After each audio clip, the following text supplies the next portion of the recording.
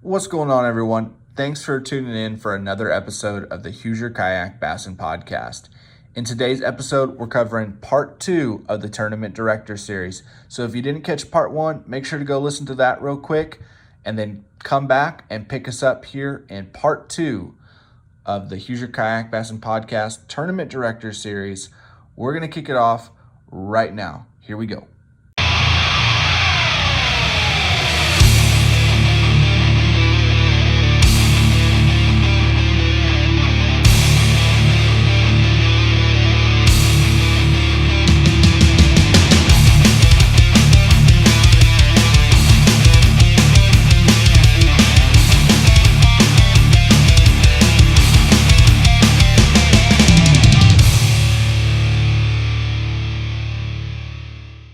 All right, so let's move on. Let's head south again, and let's talk a little bit about kayak anglers. Or excuse me, we're gonna talk about grubby, gerby, grassroots, bass yakking, and really not heading south with you guys. You guys are kind of covering the whole state. We cover the whole state for anybody who wants to fish. That's so for sure. We're not gonna have the ability to go through your schedule because man, is it You're gonna run out of hard drive space? Yeah, is it 40 events for you guys this year? Well, we've actually upped it what we had from last year. We have 7 lakes and 1 creek now, so we have 8 areas to go, and each one has 5 or 6 tournaments each. So if you say 5 times 8, that's at least 40. Yeah. Wow. That anyone can fish. That's insane. So, all right, you guys have a completely unique format, and man, I thought Chad Hoover made things confusing. But you guys must have went out and said, "Hey, we're gonna top him." So no, got nothing on us. Yeah. So it's cool. It's exciting and it's really cool and I like it. It is a little bit confusing though. So hopefully you can explain it better than I can. The best analogy that I've heard, and maybe Jason is the one that said this, was if you're familiar on the bass boat side to the USA Bassin format, that's what it's most similar to. But we're going to assume that most people in the kayak community probably aren't familiar with that. So break this down for us, man. Clear it up. Okay, here's what it is. Basically, what we're trying to do is get every angler inside Indiana a chance to fish a kayak tournament. So we have 7 different lakes. Actually, 1 lake is now Illinois. So 6 lakes in Indiana. We also have a creek in Indiana up north. And we're trying to get as many anglers as possible to come fish. That way they have a chance to do a tournament. So that's what they decided. When this was all born out of last year, it was Jim Strunk and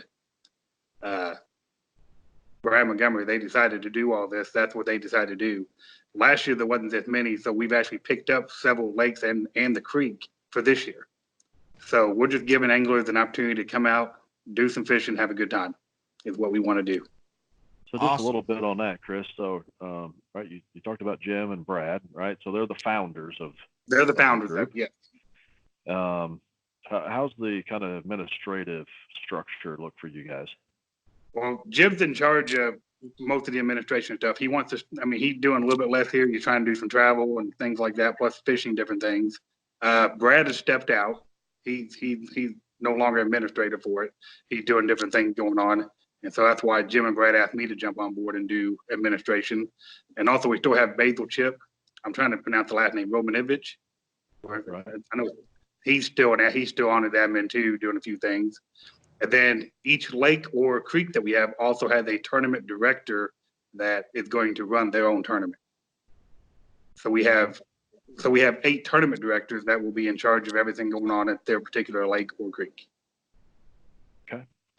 Awesome. So, all right. So we can't go over every date and every, tournament, but let's talk about those 8 different places. So guy wants to get involved. What bodies of water does he have to fish? Okay, the first one would be the creek. That's Sugar Creek. The tournament director for that is Jeremiah Thompson. So if anyone is interested in that, I guess all this is on Facebook. Like Matt said earlier, it's grassroots bass kayaking, so it's all on Facebook. But if you really want to know about that with the creek, that's Jeremiah Thompson. He is looking for an alternative lake just in case the creek does get blown out once, because it does happen in the spring. And they start in April is when he's starting. So I believe they have 5 months, so 5 different And ones.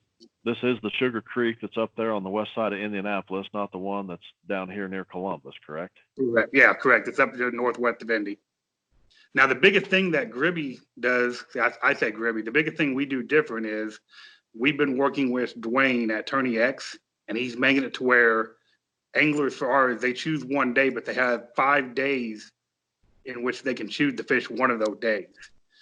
So the tournaments will run Thursday, Friday, Saturday, Sunday, or Monday, and you have to pick which day you want to fish. Let's pause there for a second real quick. Shout out to Dwayne and Tourney X. I mean, seriously, like, they are doing an amazing job over there. This new application, he's answering, he's one of those guys, like, he wants to hear the feedback. He wants to know what's going on, and he addresses it. So he comes out with this new app. It's killer. And now what he's doing is guys are coming to him with these new formats and these new ideas like you guys have. And he's not saying, oh, hey, you're going to have to figure out something else, or you're going to have to deal with what we got. He's going in and putting in the legwork with his team to build the platform around what we need and what we want. So shout out to Dwayne and the Tourney X team, because they're doing an awesome job. I don't know of a better crew or system out there personally. So I just want to take a second to give Dwayne a shout out. Yeah. No doubt. It's awesome what he's doing for us, especially because this is helping our guys out to be able to fish. If you can't fish on a particular Saturday for one day, you get some of the other days to choose to come out and fish. So it helps out our anglers. So Sugar Creek is up. Sugar Creek is up north first. Then we have one on Lake Monroe. That's the tournament director. That's Steve Martin. Fished with him several times now. He's a good guy. So he's in charge of the Lake Monroe one. The next lake is Glen Flint, and that's going to be headed up by Cove Ritter. He's going to be the tournament director for that one. Where's that one located for people that aren't familiar with it? I believe Glen Flint is more north, it's north of Indianapolis. I believe. Like I said, I haven't fished it personally, but I know they've other people have. So I believe it's up north. It's northwest of Indianapolis. I think it's just north of Raccoon or Cecil Hardin, if you're familiar with that area. Thank you, JC. Next one we have again is another one sidekick using. We have West Boggs, and that's ran by Ricky Jack Sargent. He's going to be the tournament director for that one. Only difference with West Boggs, it's only going to be 4 days and not 5 days. It's going to be Thursday, Friday, Saturday, Sunday is all they would allow him to do a 4 day. They wouldn't let him do 5 days in a row. So that would be West Boggs. Then the next one is Warwick County. Any public body water in Warwick County. That's going to be ran by Zach Rossbottom. Right now, we're kind of the same thing with Kayak. We're kind of up in the air about what's going on with certain lakes down there in Warwick County. So we'll have to see what's going on with that before we can, to see what lakes definitely we can and cannot use. Then the other lake is Nyona South Mud Lake. I'm not sure exactly what that is, but I believe again it's up north again. It's near Columbia City. Columbia City. Okay. Yeah, that's actually where we had our championship last year. Okay, so that could be ran by Brian Sprayu. He could be tournament director for that one. And then the last lake in Indiana is Sullivan, which is about an hour and a half north of Evansville, and that's going to be ran by Aaron Molinder. He'll be the tournament director for that one. And like I said, we have one lake over in Illinois. We had Illinois jump on board now. So we have one lake over there. That is going to be Mazonia, which is up north Illinois, and that's going to be ran by David Brook. He's the tournament director for that one. Nice. I've already seen on Facebook those guys talking a lot of stuff to each other. Yeah, a lot of trash talk with the guys up there. A lot of good fishermen too. So we'll see what they pull out of there. Yeah, you guys think that's where the Crossroads event's going to be this year? Close to it. It's like Chris. Yeah, I think they announced that, right? They did. You're right. Yeah, St. Chris, I think it's the Illinois lake for Crossroad. And it's not anywhere close to Mazonia. Oh, yeah. It's not. Yeah. So and we're doing the same thing. Anglers have a chance they can fish. If they fish up to 4 of these events, they can qualify for the championship, or the winner of each lake series, like the angler of the year for each lake, they'll also qualify for the championship. And right now we have permits in place for that lake, so we really don't have it nailed down 100% yet, but permits are in for it, so hopefully we get approved. Chris, you guys forgot a lake though, man. Bless You forgot Waveland. I just have Waveland on the list. Yeah. No, I'm pretty sure it is. You need to double check the list. I think it's on there. Sam Sure. just wants to go fish against himself. He just wants to go back and Hopefully fish he that and wins. get another championship. Oh, all right. Guess not. So Maybe you you want to touched be on tournament director something. for it? What, Chris? I said maybe you want to be tournament director for it too, right? No, I don't have time for that. That's for sure. So you We'll touched do on the same thing. something. We'll have Anglers of the Year qualify for the Crossroad again this year. We sent a team over there last year and did that. And then we're looking into the All-American too and sending 10 anglers over to that too over in Missouri. Nice. So Real you said quick, something that's as a a- little bit different for you in that, right? You have an angler of the year for each one of these lakes, right? Yes. So that's a little bit different than the other two we've talked to so far, right? So they're going to just be crowning one angler of the year. So say that again, how's that going to work with Crossroads when you have? Well, with Crossroad, what we're doing for Crossroad is we're going to tell the guys to go fish one day, all the winners, all the angler of the year. So there'll be 8 of them. What they'll do is they'll go fish a public lake in their state. So there's 7 from Indiana and the 1 from Illinois will fish, and they'll have a fish off for one day. And whoever the top 5 is, that's our top 5 guys for Crossroad. We're having like a one-day fish off on any public body of water. Okay, so they can go pick anywhere they want to go fish. Any public Their lake they. own. Right. Okay. Interesting. Okay. So they're not Very- on the same lake. The Say fish again. will be on the same lake. No, they'll all be on different lakes. It's any public body of water they want with what we're letting them do this year. So, typically you don't see that, right? In a championship style event, you typically would see you're going to put your best guys on the same body of water and let them duke it out. What was some of the thought process behind doing a public water event, a non-line event? Now, you talking about the championship or how to qualify for Crossroad? The championship will be on everyone will be on one lake. Oh, okay. To qualify for Crossroad, we're doing a one day. The top 8 guys will duke it out to see who our top 5 are for Crossroad, and they can fish any body of water that's public. So Why not just make it the same at the championship event? They thought about doing that, but once we talked about it all, we just decided to let everyone duke it out again. Just take our top 5 that way, because our championship is after Crossroad. Oh, Our championship is after the Crossroad. Our championship is until October. Yeah. We have our last tournaments are in August or September even. So and then you got Crossroad, then you get into championship, and then like later October. gotcha. Okay. So we'll do it that way. Very cool. Very cool. All right. I got some more questions for all of you here in a minute. We're going to do kind of like a rapid fire session. So I'm going to move us on to JC there and Kayak Anglers of Southern Indiana. What up? What's going on, JC, man? Thanks for hanging in for like 2 hours waiting to get to you, man. Yeah, I know all my 2 fans have been hanging on to this podcast, waiting to hear my voice.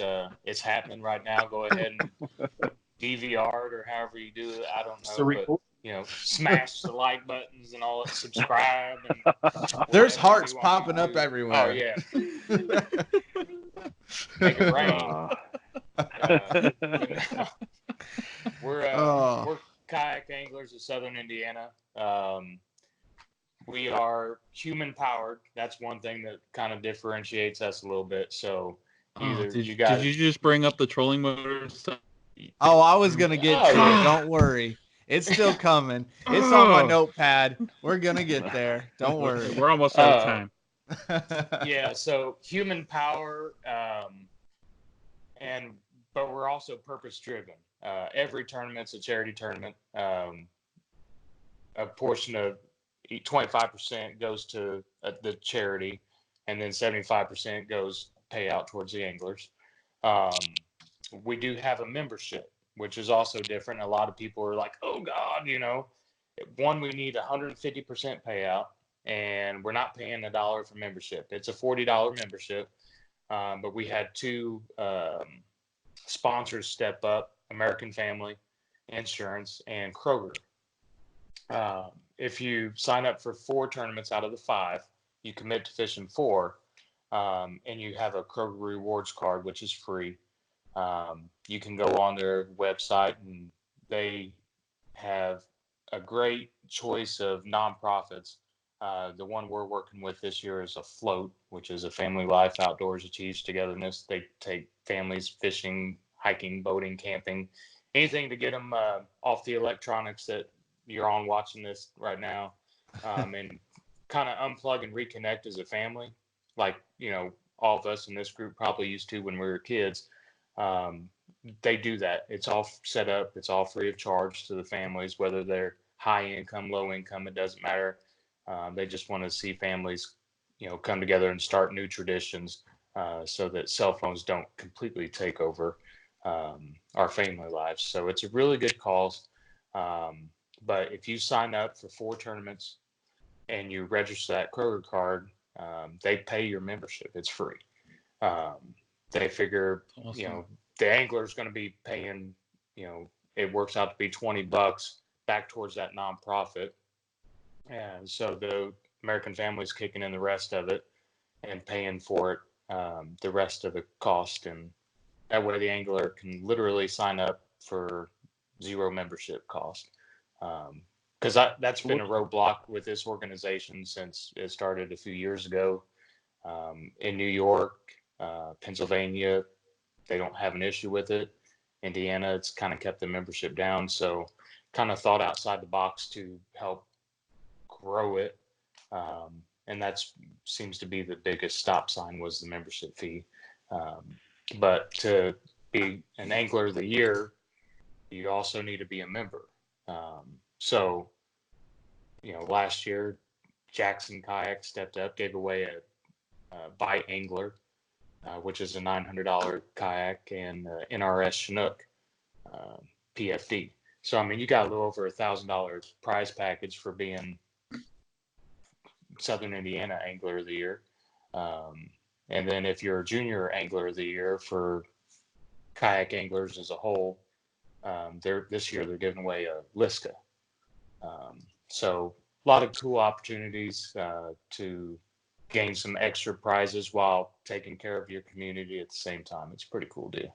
That's awesome. Yeah, that's really and cool. we're fishing some cool spots. We're, of course, kayak anglers of Southern Indiana. We're not going to be up in Fort Wayne or anything like that. And we're kind of spread out north, south, east, west as Central and Southern Indiana go. We're going to start out at kind of not for me anyway, I don't know much about it, but Shakamak State Park, over on the west side of the state. There's 3 different lakes you can fish from. Right, 1, 2, 3. They're right there, almost connected. I think a little levees or dams might separate them, and that's about it. That's going to be April. Right now it says April 18th, but that might have to be audible to the 19th, which would be a Sunday. We got a situation with me personally in my work schedule, so I might have to let my assistant have that day off. So I might have to go and sell some tires that Saturday, but that is to be determined. But right now, it's definitely going to be that weekend. So if you got church services offered on a Saturday, you might look into that. But we'll be fishing that weekend. Hopefully the weather cooperates and it's not too freezing cold. But kind of excited about it. Heard good and bad things about it. It's definitely going to be a test of who's going to be the best angler that day. I don't know that it's going to be a slugfest by any means, but they're all on site, same day events, so it's definitely even. We got. Heard that they have going some good for it. camping over there at Shakamak. Apparently, it's like the best camping place in the whole state. I Yeah, don't know if so they Or- give out free s'mores and hot dogs, but It is. My family, we camped there all summer long growing up. That was like one of the 2 campgrounds that we hit up. It is a beautiful campground. that's awesome. Yeah, and we're all about getting the family out, take them with you. Um, we like to create a low pressure, fun atmosphere. Entry fees, if you're a member, is only $20 for the tournament. So you're not going to get rich on these deals. But it's enough to cover if you win. Obviously, it's enough to cover your travel expenses. You get some bragging rights, and hey, it's a good deal. $20, and if you're a non-member, it's 35. That other 15 is pretty much going to cover insurance. Is basically what that covers. So So going back to what you set up before, right? The waive of the membership fee. Are you paying up front? Are you doing those 4 $20 entry fees all there at the up front to get the No. $40 waived? It's in good faith. You don't have to do it up front. If for some reason the angler did not, go and do 4 tournaments, we would probably pretty much, hey, kind of own up. I'm an old school kind of guy. I work with a handshake, and my word is as good as it gets, and I expect that from other people. And if they don't, hey, at the end of the day, you're going to have people that do that. You have a put and take type deal at a lot of launch ramps down south where $5 launch fee. People ain't putting that $5 in there every time, but it is what it is. If that's going to break you, cool. I'm not going to lose sleep over it. And American Family and Kroger, they kind of know that going in, that possibility does exist. And, it's all good. We're just going to use people's, word as their honor. And I think most kayak anglers, like we talked about earlier, would definitely, if they commit to something, they're going to own up to it. And if they don't, I'm sure they would probably kick in that membership fee. Right. Good. If not, I'll just pay. I'm paying for it up front, and then we'll get it figured out. Those sponsors have stepped up, and they'll be paying for it at the end. So, Gotcha. All right. So from Shakamak, where are you heading then? a great place that not a lot of people have a lot of tournament experience on. That's Lake Lemon, at least in the kayak realm. That's going to be May the 9th. Lake Lemon is an amazingly good fishery. I wish it had more launch locations. You've got 3. One's kind of a stretch. If you have a drag kayak, you might be able to make it, but two good launch locations. And we're still trying to get that launch fee totally waived. If you use the ramp, there is a launch fee at Riddle Point Park. But if you don't have to use the ramp, there's definitely not a launch fee there. You can use the park. But we're trying to get them to waive that fee for that particular event, for that particular day, just for kayaks. Very cool. Very cool. Lemon's definitely an awesome fishery, and I think that's probably going to be one of your higher link total events when I look at your schedule, personally, just based off personal experience. You can definitely waylay them out there. I mean, there's some slaunches, some donkeys, whatever kind of bass, name you want to give them. But I don't know it's going to be Palestine type numbers, but you get into 5. I mean, 100 inches is definitely possible out there. That's for sure. Somebody's PB is going to get broke that time of year. Somebody's going to break one. Yeah, that's going to be an awesome event. So that's one that I'm personally going to try and attend if at all possible, if it doesn't conflict too much. So very cool. Glad to see you guys are going there. Not super excited to see that lake get the exposure, but it's one that can handle it for sure.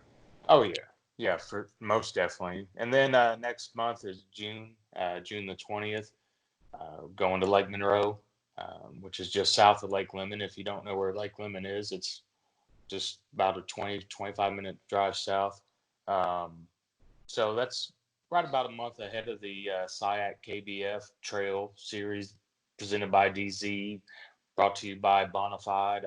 They got about 45 different sponsored Realtree. Everybody stepped in on that, but it'll give you a good look at an awesome fishery. And if assuming everybody that fishes in kayak anglers is probably going to be fishing that KBF Kayak event, hey, you don't have the chance to go out there and pre-fish. It's a few weeks out. You're definitely not going to be sore lipping any of your fish, probably. So, a good opportunity to get out there, view the lake, and fish probably one of the best, bass tournament lakes in the state. So, absolutely. So you guys gonna have that opened up to the entire lake? As long as everything is good. Last year, that event, we had to close off everything. Let's see, that'd be east of the causeway because the DNR had actually closed like Cut Right and Crooked Creek and those ramps over there. So even though for us kayaks, it worked out great for me. I practiced and I put right in the parking lot. I mean, I parked my boat where I launched my boat. I was done. I walked it right through that parking lot and actually caught a pretty decent fish, off the little parking blocks there. They were holding on that. I thought it was going to be a pattern I was going to be able to run, but turns out that didn't hold up. And I wasn't allowed to fish it anyway. But Parking lot pattern if it's let you open, down. yeah, they hold to the white stripes a lot better than the double yellows. But it's and if you can find a handicap spot, man, black and blue jig on them blue lines all day. Yeah, but you have to have a permit for that, right? Yes. You You have definitely a have to special have permit. the tag. There's a stamp. There's a Yeah. stamp. If you don't have your placard hanging from your rearview mirror, you cannot fish or turn that in on the website. There, we will decline it. We will be checking that. But no, that's a great fishery. And then next month in July, we're going to go to the east part of the state. Speaking of smallmouth, largemouth, Brookville Lake, the third largest lake in the state.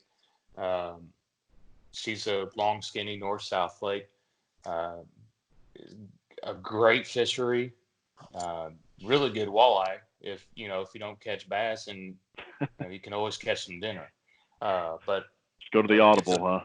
Yeah, if the boat traffic is not bad, a lot of people from it's relatively close to Cincinnati, Dayton, and Indianapolis, of course, it's not too far away. So you get a lot of people that like to camp there on the weekends. They got permanent campgrounds they go to and get on the pontoon boats and do some, redneck yacht club stuff. But it's a good fishery. You can go up north, go dirty shallow. You could go down south and drop on 100-foot. If you want. I don't think you'll catch anything over there, if you mind. But you can fish, any depth you want. It's got stumps, it's got laydowns, it's got creek channels, it's got all the fun stuff. And again, a lot of places to camp out, a lot of places to hang out. And we are going to do just Brookville. I think last year they did the Whitewater Lake that's kind of sort of attached to it. We'd like to keep everybody on the same body of water, keep it as fair as possible.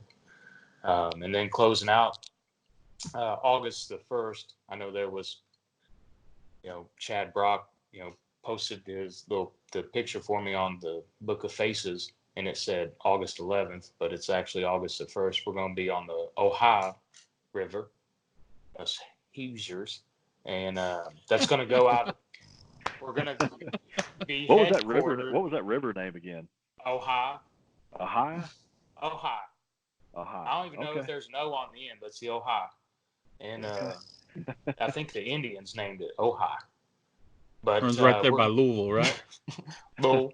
Yeah, as long as you swallow the middle of that, it's good. Lowell. But we're going to be headquartered in Florence, Indiana. There's riverboats and stuff down there. But that particular event, assuming you're licensed, you can launch out of, I believe it's Warsaw, Kentucky. There's a lot of backwater there.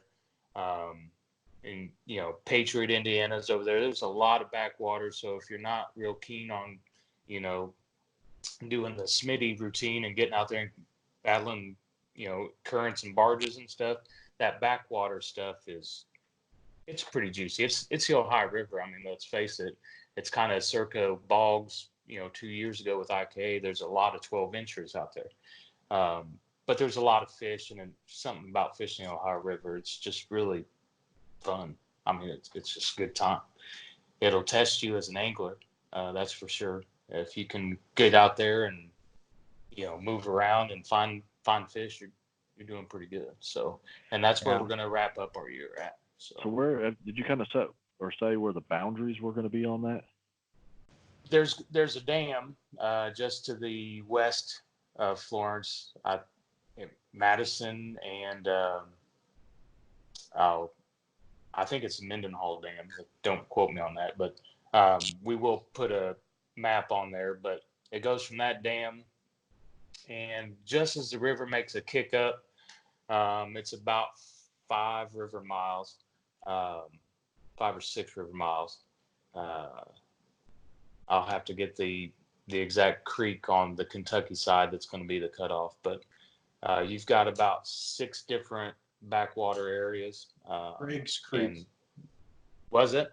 Craig's Creek. It looks like you set up to Warsaw, right? Craig's Creek is definitely open. That's just underneath where Florence is. Okay. Craig's Creek is a really big area, but you have to have a Kentucky license. No ifs, ands, or buts about it. Now, if you're on the main channel of the Ohio River, they reciprocate. Either. But if you go into them backwater areas, you have to be licensed in the state that you're fishing. Are you talking about the creek on the Indiana side then, above Warsaw, which is Bryant Creek? Bryant Creek is definitely open. This is further down. This is further upriver towards Cincinnati. There's a bunch of creeks off that river. There's a whole bunch of creeks. We got creeks everywhere. You talked about that being a tough fishery, but a great fishery at the same time. A lot of top tournament anglers that have come out of the state of Indiana cut their teeth there. Oh yeah. That is definitely been a proving ground for a long time, and is what has catapulted a lot of these anglers into the elite events on the bass boat side. Yeah, Bill Owen, for one, I know he's not. A lot of people don't, give the recognition that he deserves, but he's a river rat. Yep. Chris Wilkinson, damn near won the All-American. Yep. Now, and I sold him a battery once, so I'm almost as famous as he is. But I mean, he is a river rat. You know what I mean? Dude, that guy will take a boat where nobody else will. No fear. He does not care, and he'll jump rapids, balls. It doesn't matter. He is a river rat, and if you fish Indiana at all, you have to, whether you're a USA Bassing guy or a Bass Nation guy, you fish these tournaments, Fishers of Men, any of them, you're going to have to either, go out of Lawrenceburg and catch them, or you're going to have to go to, Rocky Point, Tanner's Creek. Point. And my wife's cat, sorry. And you're going to have to go there, and you're going to have to compete. You got 2 rivers, FLW. If you fish the BFL, you got to nail that stuff down, and it will make you a better angler. There's no doubt about it. And if you can catch them in Indiana on the Ohio River, Tennessee River gets really easy, really quick. You really will appreciate what you have to do to get there. That's Little Sugar Creek on the Kentucky side that will be the border for the Ohio River tournament. There's a boat ramp on that Kentucky side right there. So you can go into the entrance of Little Sugar Creek and up Little Sugar Creek. Same with Big Sugar Creek, which is right next to it. You can tell the difference because big is bigger than little. But yeah, that'll be the west boundary. So you've got that creek, you've got Bryant Creek, you've got Craig's Creek, you got Turtle Creek, you've got backwater areas galore, and you can go up those creeks as far as your little butt wants to paddle or pedal. And so there's a lot of fishable water there for sure. Awesome. So you round out your season there. Championship, Angler of the Year. How's that break down for you guys? Your Angler of the Year and at least one, depends on how many, whatever your average is. If you average 10 guys in each derby, the Angler of the Year and the second place guy qualify to go to the Angler of the Year Championship for kayak anglers, which is usually held on the Susquehanna River. Okay. Which I had the pleasure of going there and learning how, Indiana's flat water has nothing. I mean, this thing can get pretty rowdy. I don't know if they're like class 405 or whatever you measure them rapids, but I was scared. I was like, oh my gosh. But the smallmouth fishing was amazing. I didn't have much luck out there tournament day, but the smallmouth fishing is absolutely amazing. And the prize package, they gave away a new canoe fully loaded with a bunch of goodies all inside, power poles and everything. So you can win a decent amount of money, no entry fee. Meet a lot of cool people from across the northeastern part of the country. They talk weird. They say Ewans. I don't know where they say Ewans at, but I was like, who's Ewans? Where's he from? They're like, no, Ewans gonna go over here and fish. I'm like, I don't know who Ewans is, but I'm going over there. But really cool people, really cool prizes. And again, they kind of announce at the end there how much money they've given away to all these charities that each chapter picks. So it's a pretty cool deal. Good food, good fellowship, good group of guys. Awesome, man. Well, thanks for breaking down your guys' schedule with us and a little bit about your club. Thanks to all of you for doing that. And if you've listened this far into it, we appreciate you hanging in there. I don't know. Maybe we'll break this thing into 2 episodes. We're already at the 2-hour mark, I think. But all right, let's get into some other things real quick. The motor topic, we got to bring that up. We won't spend too much time on it. We won't. We don't have to go through the debate. We all know what the debate is. But just so people who For those are of you just listening, listening to this, Jason Young is shaking his head. They probably could hear that. Yeah. The beard just swaying in the wind. Rub. But anyway, so let's talk about motors real quick, just for those people that are listening, so they know.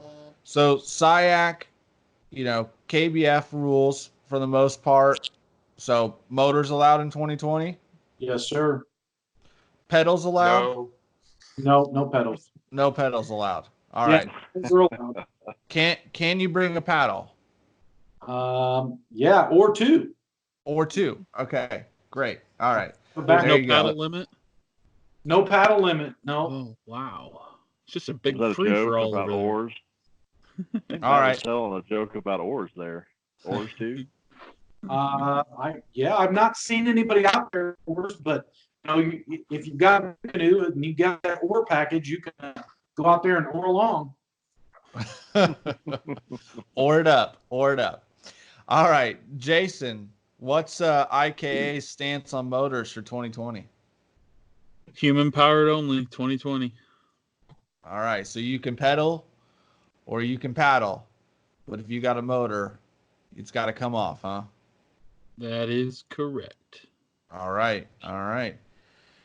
Let's move over to Grubby, whatever you're calling it. Chris, what's Grubby doing in 2020? Motors, no motors? We follow KBF, so we say motors are allowed. Motors are allowed. Can I run 2 Torqeedos? Yeah, and I'll carry Eric Sadiki too. Can I run 2.5 outboard if it's electric? If it's KBF allowed, but I don't think it is. It's a 3 horsepower limit on KBF motors, electric only. Gotcha. All right, Jason, you made your stance pretty clear. Yeah, I mean I like the element of the human power deal, but don't get me wrong, I will also have a motor in 2020. Just saying.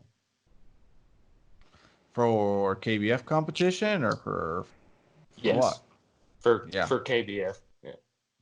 Okay. All right. If you're going to compete with those guys, you have to have you got to have that to level the playing field. So I'm for both sides as long as everybody plays by the same rules. I'm good.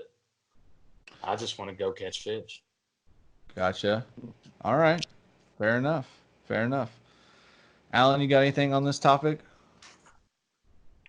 Hey, whatever the clubs want to do, right? I mean, that's up to them. Whatever the series wants to do, I don't get into the whole debate there, right? Give me the rules. I'm gonna go fish. I like it. I like your style. Yep.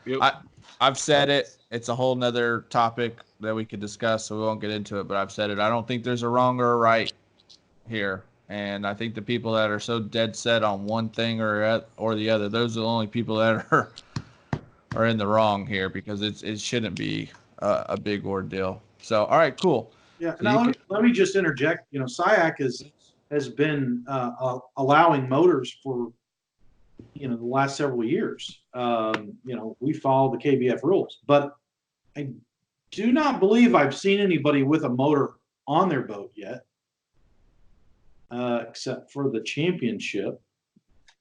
So there were a couple. And Hoosier, he had it on an Hoosier. Wow. Oh, hey, I'm not saying I was the same way. I put my motor on my boat too. So for that championship. So you're saying that I'm the only person that has had a motor on their boat in a SIAC competition? What I'm saying is that at that championship, I believe, is the only time that I've ever seen a motor at a SIAC tournament. Interesting. I really didn't need one, probably, because I sat on the same spot all day. But did it help you sit on that spot all day? That's what I was getting ready to say, though. I mean, I got there and I got to stay there longer than I would have, probably. I have to say, I did see you moving around quite a bit. You may have caught them all in the same spot, but you were moving. Yeah. The first part of the day, right, until the sun got up, I played around shallow a little bit, looking for a bonus fish here or there. But, from, I don't know, 9 o'clock on, I was on the same spot.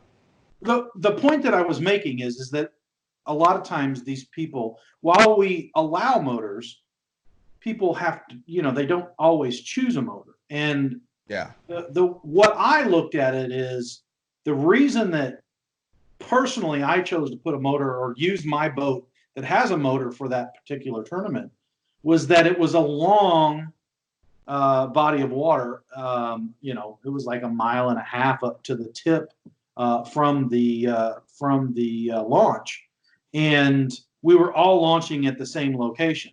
So it made sense to use a motor to get up to that, perceived shallow water where there were, supposedly more fish.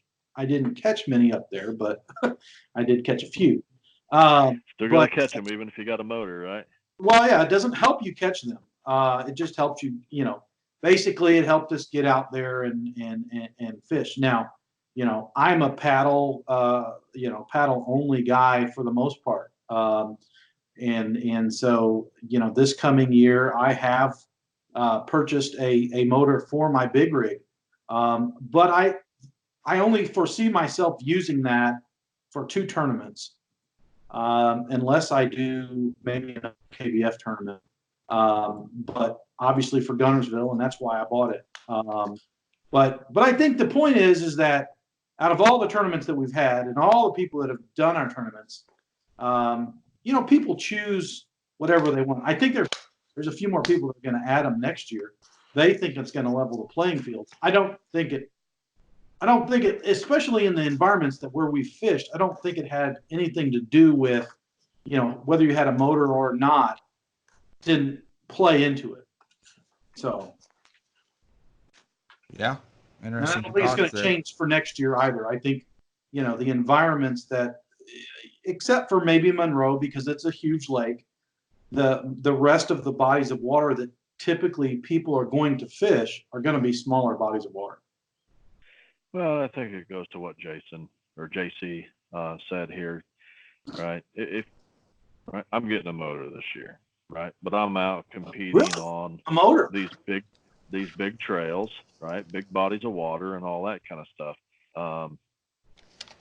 You know, the way everything is right now, right? I'm not going to have another option to fish with a pedal drive when we get to the IK events and that kind of stuff. But I'm not worried about it, right? There's these smaller bodies of water. I'm going to go out there. I'll have my spots to go fish and just go get it done.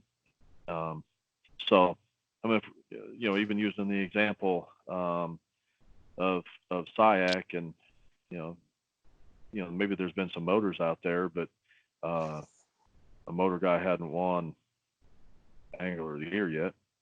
Nope. Yeah. So I don't know, how did that break up this year for you guys in the grassroots, Chris? Did you have any motor guys? We had a couple motor guys up north, but again, it's what we've seen people using motors are on the big lakes. I know personally myself, I put a motor on when we went to Newton Lake over in Illinois, because from the launch to back to the area I wanted to go to was 4.5 miles. Well, my battery didn't last that long. I made about a mile and a half and I was done. Right. So I know a couple guys that went up there, were pedaled up there, and they did really well, but I couldn't make it up there. So on big lakes, I think a motor is nice to have, because you can go someplace that you can catch good fish. But otherwise, I paddle. Yep. What about the advantage that more advanced trolling motors can give you, like with spot lock and stuff like that? How do you guys feel about that? So now we're not talking about necessarily how much water you can cover, but the fact that you can sit in one spot for 3 hours and just fish the entire time, regardless of wind and current conditions. So I don't think, honestly, that that's any different than having a pedal drive, right? I've done it. I can still fish the same amount. I use my feet. I've held position. Kentucky Lake National Championship 2 years ago, the winds came up, the winds were blowing, storms were in there, and I was doing the same thing there, right? I was using my feet to hold my distance against the shore, right? It was early spring. They were coming up to spawn, right? It was the same thing there, right? So did I put spot lock on it? I think it's the same thing as me being able to do it with my feet. Interesting. I personally, if Kayak said no motors at all, I wouldn't have a single problem with it, except for on the KBF event, obviously. But if it's in the rules, I'm gonna give myself every advantage I can. Just like I'm gonna give myself the best fish finder I can afford. I'm gonna give myself the best tackle I can afford. So if it's in the rules, I'm gonna use it. I love to paddle. I enjoy fishing paddling, except for when it's really windy. That's the only time that it irritates me. I wish those are the times in which I wish I had a pedal drive or something like that. But as long as it's in the rules, I'm going to use it. But it's not going to stop me from fishing an IKA event. It's not going to stop me from fishing down there at Kayak Anglers event. You know what I'm saying? So I agree with your guys' point. My only thing is, if it's in the rules, I'm going to use it. Yep. Right. So let's talk about a different subject here. Right, we talked about the growth that we've had here in Indiana as far as anglers. We've had growth in the tournament series we have available to us. So where do we sit? Are we saturated on tournament series? Do we have too many options for anglers to fish? What's your guys' take on that? I think we touched on it before, but we're pretty full. I think if we take on any more water, we're gonna be ponding a little bit. But right now, I think we got a full cup in Indiana. It's good. Everybody gets a drink. But I think we're right at that maximum capacity. We cover the state from north, south to east, west. And we've all worked together to make with Grubby, I don't know how many different schedules, and we've managed to not, conflict. And I mean, that's just a testament, one, to us getting along and working it all out. But two, you try to find a weekend where there's an open schedule, you're going to be hard pressed to find that weekend. And I think that's why I think we're at that saturation point, because if another club jumps in and says, well, I've got 5 derbies I want to hold, it's going to bang heads with somebody. It's just, you're running out of room on the calendar year. Right. I like Jason, Anybody else? Jason, what do you think, man? I think we're at that point where if we start getting much more, then you're not going to see you're just cutting up the same pie more times, right? You're not going to see growth in any one individual club. You're going to just see the same people fishing a lot of stuff, probably. I don't know. I guess I always kind of look at it as if another organization comes along, that means that one of us that's on this call right now that run these clubs in Indiana, that probably means that that somehow we're not fulfilling someone's needs. And I find that actually kind of hard to believe with the variety that we have amongst all the organizations, the variety of locations, the variety of formats. It seems difficult to think that somebody's itch isn't getting scratched. So, yeah, good point. Good point. Matt, think we're good? Oversaturated? Well, I think, we're at that point, certainly. I think that the more tournaments that we add, or the more groups that we add, the less people we're going to have at other events. I mean, you only have so many days in a month, or so many weekends in a month that people can go fish. And look at our club. I mean, we have, getting close to, we're well over 1,000 people in our club, on our club page, but we don't have near that many that fish our tournaments, certainly. Some people are they're just looky-loos. And so, I think the more tournaments that we add, you might gain some of those people because, just like, Gribby, they've got some tournaments in place that people are going to love to go fish. Sugar Creek is one of them, or Monroe, or, wherever, Sullivan. And I think, that's great, but, I think you are taking away from, why have, I guess the argument could be said, why have 7 in Indiana? Why not? Why not have 15?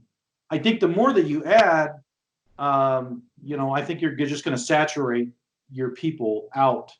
And while you may have a couple that go to both, go to 2 or 3 places, there's certainly enough that are close that somebody from Indiana or Central Indiana could go to several of those. I think you're at that point, and you may start to see some pullback from even some of the other tournaments that ours. You may see a plateau in growth if it keeps going up. So, Chris, you got any thoughts, my man? No, I mean, I kind of agree with Jason. I think we're at a point where if we do add too much more, I mean, it was like everyone else said, it's not going to grow anymore. We have to start pulling anglers that Kayak had will want to come fish Gribby, or people from IKA will want to come down and fish Kayak. I think we'll just pull in the same anglers on different weekends. So I think we're kind of at our maximum now, right? I mean, we've had, as far as our group, we've had like 3 or 4 other people reach out and ask to be tournament directors at other lakes, and we told them no. There's too close and too many right now. So we're just trying to see if we can just stay with the 7 here in Indiana and go either any more in Illinois, or see if other states want to join in with it. I mean, it would be kind of a thing we can do too. But right now in Indiana, we're just trying to leave it at 7 right now, because that is quite a bit. All right. What do you guys think about it on the national scene here, right? So we just had the big, bass announcement coming in with the Kayak series, right? So now we got kind of the big 3 up top. Well, I think personally, you're going to only see a certain number of anglers that want to go fish those. Your people that both of you two are wanting to be professional anglers, but you're going to have a lot of people that are not wanting to be professional anglers. Chris, do you want to be a professional angler? I'd love to, but that's not for me. That's not a job for me. I can't do that. I would love to. don't want to be a professional kayak angler. I enjoy the heck out of the events that I've fished, but traveling the country, at this time is not for me. I mean, I would love to fish St. Clair this year. I may or may not do that, but the only reason why I would want to go fish a St. Clair or a Chickamauga or a Gunnersville or Seminole or any one of those is because it's a bucket list fishery. I think the people that are going to chase, that dream, I think, or at least what I think is the people that chase that dream is a limited number of people. I just don't foresee that the growth for all over the all three of those professional tours being 200 anglers. I think they're going to be lucky if they hit 100 to 125 apiece. So we'll see. So do you think we've kind of introduced a third pro series this year, right? With the Bass Nation thing. So do you think that it's the same number of anglers that fished the 2 nationwide pro trails last year, and so you're actually going to have a decrease in individual participation because you're spreading that out? I do. I mean, obviously there's some overlapping Right. In those tournament trails already, Right. and so the people that are going to want to chase the angler of the year for that particular trail are going to have to make some hard choices. And if you're planning on fishing several of those, what happens if you want to go and get on that stage at next year's Bass Championship, and you're going hard for it this year? How many of those events are you going to be able to go? And then the same token, if you want to be on the KBF, stage, how many of those events are you actually going to be able to do? There's a limited number if the people have a job. Now, there are obviously some anglers that do not have day jobs that can go out there and fish every day of the week, or every weekend that they want to go fishing. And there are people that are going to help them pay for that. But that's going to be a minute number, I believe. There aren't that many. There are, what, 5, 6 that you can name off the top of your head that do that. There may be a few more, but I mean, the number's less than probably 10 that are that don't have a day job. That's all they do. Now there are a few.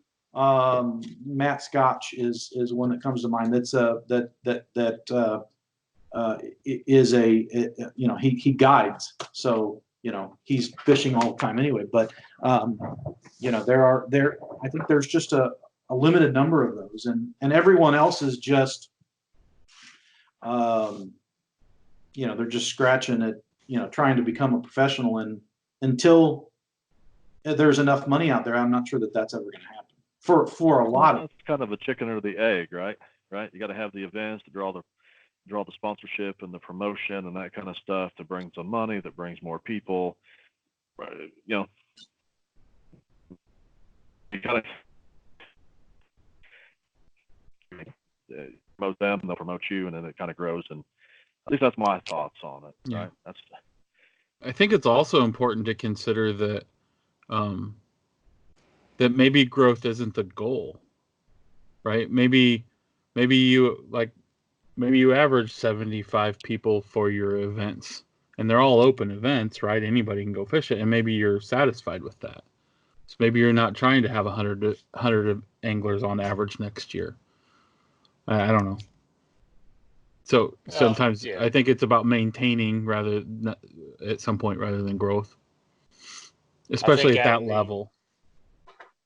Adding the bass to it, kind of to go with what Matt was saying and Alan as well, it will help broaden that stage a little bit, shine a little more light on the, professional kayak side of things, to where maybe it does open up some revenue streams for guys like Alan or, Sam or Matt or and Chris, anybody that wants to go out there and make a living doing it. Right now, is it a viable way to make a living? Probably not. Would I like to? Sure. I'd love to travel the country and catch green fish, but I think having bass come in, definitely a good thing. And I think there's room for it as long as those three entities, AJ and Chad and Bass can, I think Steve is kind of running it, but as long as they can, not butt heads too much to truly help grow the sport, I think they could work together and make it happen to where you can see, 50 to 100 guys travel the country and catch fish out of a kayak and make a living doing it. It's got to start somewhere, and if you don't have that big stage, you don't have that big money, and it takes that big money. You got to add some zeros to those checks to make it happen. So I'm all for it. They did it on the boat side. It'll happen on this side, I think. I think our progression will be faster than the boat side was, to be honest with you. When you look at the grand scheme of things, we're very early on it. We're very early on in this, and we're already talking about $75,000 paydays out of a kayak. Now that's one tournament, you know what I'm saying?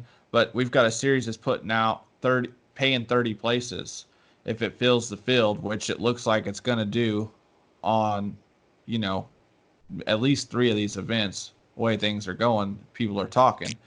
So I think you will see it, and I think there's going to be plenty of people that are going to just like on the bass boat side. You're going to have plenty of people, and you know what you're also going to have? You're going to have parents who are going to pay their kids ways to do this, just like on the bass boat side. You know what I'm saying? So there's a whole nother generation that hasn't even really gotten into this yet. You mean I got to go talk to my mama and get some money? Yay. You can't get it elsewhere. But again, can I have her number too, Matt? That's it for me too, Matt. Yeah, right. She already owes me money. We ain't gonna talk about that. But, watch out. So even on the bass boat side, though, you got guys who are still working and they're fishing the elite level events. Those jobs allow them a little bit of leeway, a little bit of travel time. Alan's got a full-time job, and really? He's gonna. I don't ever work. I've put Facebook proof up there that I'm working. So. Yeah. So he'll be working from the road. I'll be working from the road. So I definitely think there's going to be still a ton of growth in the sport and a lot more anglers coming to it. I don't think we've even begun to see the plateau point on this. So I think there's plenty of room. But I do think Indiana, I think we're right where we need to be. We got kudos to you guys. You guys do an awesome job working together and running things. And I think that's great. You throw in a couple more bodies and it just becomes impossible to not overlap. So, we'll see. There's only time will tell. Well, I have a question that I'm just wondering if you guys took a look at the new KBF partner championship that they're planning on having this year. I've looked at it a little bit, but I couldn't sit here and speak to the details of it. Maybe you can. Maybe you got a little more. I haven't read all the way through it, but I took a good hard look at it, and it looks interesting. Although it's again at the same time of the year, the end of October. I think what they're trying to do with giving more of a partner, the partners, the people that fish these partner tournaments, they may not necessarily want to be, professional angler, but it gives them an opportunity to go somewhere and fish a body of water. I think you'll still probably have those more professional level people, be there too, because inevitably they're going to fish a couple of those partner tournaments as well. But I think it's what they needed to do, what he promised that he was going to do last year, and it didn't happen. And I applaud Chad for coming and bringing it in this year, and I hope that it turns out to be a good event, even though it's at the end of the. I mean, I guess it has to be at the end of the year, but what they're basically doing is giving entries into that, or not really an entry, but a qualification spot into that based on percentage of the people in your tournaments. And then there's some it's kind of like how they do it for the national championship. But it's real interesting. I know I found the information and posted it on our club page. And it's certainly out there on the partner page for KBF for anybody to go look at it. But I think it's something that, I think we all should be looking at and pushing in our clubs for, something to, an additional thing for something to do for people to do. And it, if it turns out that it's more family oriented, like he says it's going to be, I think that'll be great too. Get your family down there, and get the kids involved and get the wives involved or your husband's involved if you have, if you're a woman that has a husband and fishes or whatever. So one thing on that, that I believe is in there, you said, those that are out there fishing these pro level events, competing in a partner event, right, would have the opportunity to go fish that. And I do not believe that's the case, right? I believe that this is the one that he has said, right? If you are competing in the pro level tour, right, you're excluded. You cannot go fish that event, right? To keep it to those people that are really focusing on that local stuff. And I haven't read that, but it very well could be in there. Right. I remember seeing that in a video. Yeah. Right. Yeah. I mean, he's definitely trying to make sure that while growing it at the top level, at the quote unquote elite level, we're also growing it at the grassroots level where this all started, where it all began. They're both equally important, and everything in between is important too. So I think we're still moving in the right direction, I guess, is the point that I would try to make. I don't think we're the train's coming off the track or anything just yet. I think we're still moving in the right directions. Have there been hiccups? Yes. Will there be more? Yes. But I think as a whole, our community is still moving in the right direction. As long as we're remembering how we got started, remembering the roots, and also trying to grow it at the top, so that there is some path for all this. This is all for some reason. You know what I mean? Yeah. So, all right, guys. This is this has been another long one. Appreciate you guys hanging in here for this, and I'm sure we could have separate podcasts about all these topics, and I look forward to having all of you on in the future. Any last words from anyone? Anyone give anybody some shout outs, how to follow you, anything like that? Feel free to do that now. JC here, just giving a shout out to Hoosier Bass, and you guys for putting this podcast together, and having this conversation on this platform is awesome. So thank you to you guys for putting this together. It's pretty cool. So well, thank you guys for coming on, right? If we didn't have you guys, there wouldn't be us, right? You guys make the series work, and we're here trying to help promote what you guys are doing. Yeah. Exactly. We appreciate everything you guys are doing. We appreciate this community, and we want to help grow it and do what we can. So that's what we're here for.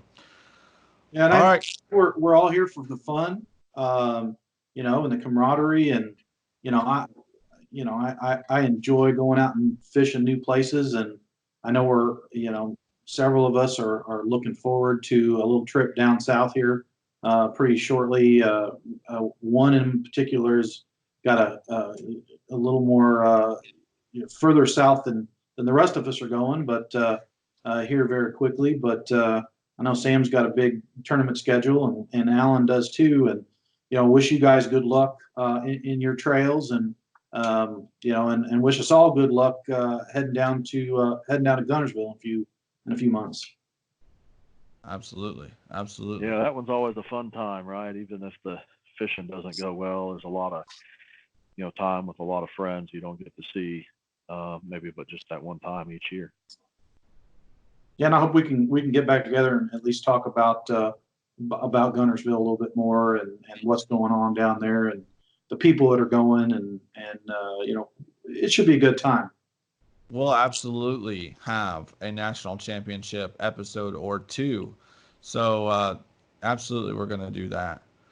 All right. Well, I'm going to close this out then, guys. So thanks everyone for tuning in. Thanks for watching on YouTube. If you are, we'll drop links in the description to all of these Facebook groups and websites for these great clubs and these tournament directors, so that you guys can get in touch with them if you need any more information. You can always hit up Alan or myself as well. By the time this podcast drops, HoosierKayakBassin.com will have launched, which will have all the, yes, I know, I said Hoosier, but it will have launched by the time you're listening to this. So it's going to have links again to all of the tournaments. It's going to have the tournament schedule on there, angler bios on there, all kinds of great information, links to the YouTube, the podcast, all that. So make sure you check it out. Follow us on Facebook and Instagram at Hoosier Kayak Bassin. You can join our group page as well. Same thing, Hoosier Kayak Bassin. And, make sure to stay in touch with us, guys. We appreciate you guys watching, tuning in, listening on all the podcast platforms. And a big shout out to our sponsor, TRC Covers, for presenting this podcast to you guys. Use code HKB10 to get a 10% discount on their covers. And on the next podcast, we're going to be making a pretty big announcement. We got a new sponsor coming in. We're excited. We're excited to announce that to everyone. Great product, and we'll be sharing that with you guys next time. So until then, be safe. Wear your PFD. We'll talk to you later. Peace out, players. You guys.